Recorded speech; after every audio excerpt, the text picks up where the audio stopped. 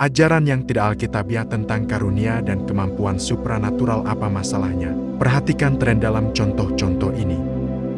Orang mengatakan mereka memiliki karunia yang tidak pernah disebutkan dalam kitab suci, atau mereka mendefinisikan ulang karunia yang kita lihat dalam Perjanjian Baru. Nubuatan didefinisikan secara subjektif oleh siapapun yang menggunakannya. Pembacaan dingin yang samar, membuat-buat atau memberikan perintah kepada malaikat. Kebanyakan penyembuhan dan nubuat gagal. Jika mereka gagal, bahkan jika itu menyakiti orang lain, itu tidak membuat penyembuh atau nabi itu salah.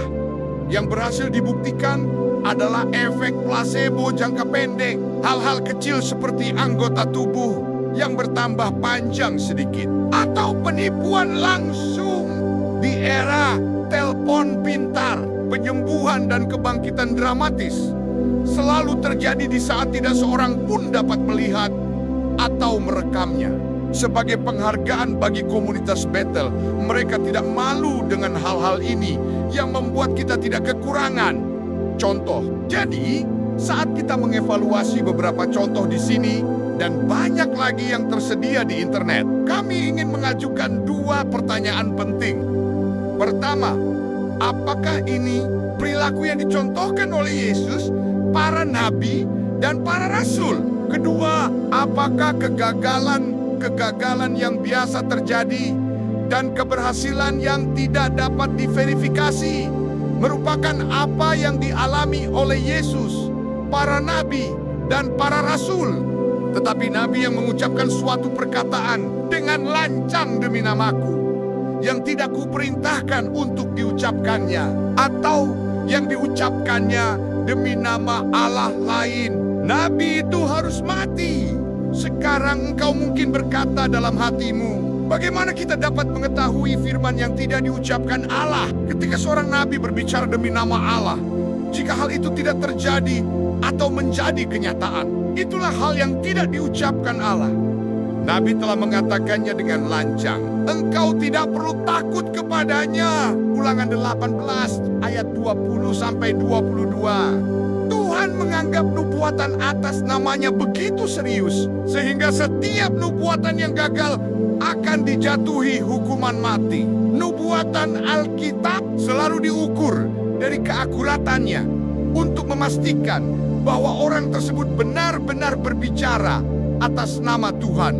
Mengatakan Tuhan berfirman, padahal Tuhan tidak mengatakannya. Bukan hanya salah, tetapi juga merupakan penghujatan.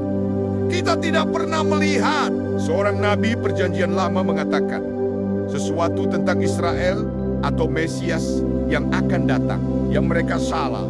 Yesus tidak menubuatkan sesuatu tanpa keyakinan mutlak bahwa itu akan terjadi. Demikian pula bagian-bagian seperti 1 Korintus 14 ayat 29 dan 1 Yohanes 4 ayat 1 memperjelas bahwa nubuat yang sejati tidak pernah diharapkan salah. Hal ini penting. Tingkat nubuat palsu yang dilakukan komunitas Bethel bukan sekedar kesalahpahaman sederhana. Hal itu berbahaya dan membawa bencana bagi para pemimpin dan mereka yang mengikuti ajaran palsu mereka. Tuhan tidak mentoleransi orang yang berbicara atas namanya ketika dia belum berbicara kepada mereka.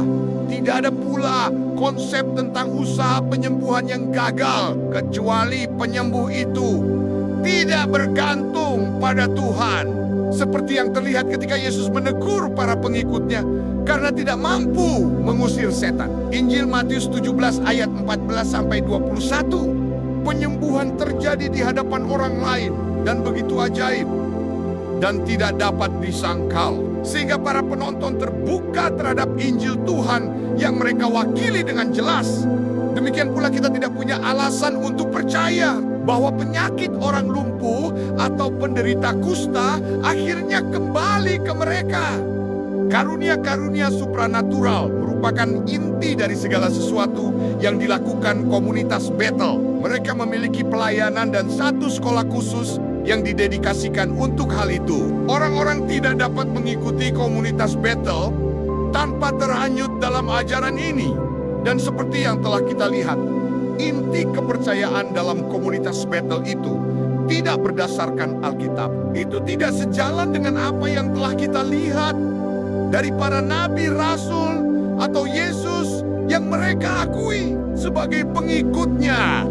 Dan yang paling berbahaya dari semuanya, ajaran yang tidak berdasarkan Alkitab ini telah masuk ke dalam Injil yang mereka khotbahkan.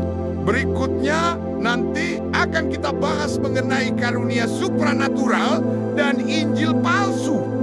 Saya lapar dan mau makan dulu. Sampai jumpa. Nanti kita sambung lagi. Dadah. Bersambung dulu ya teman-teman, Tuhan memberkati.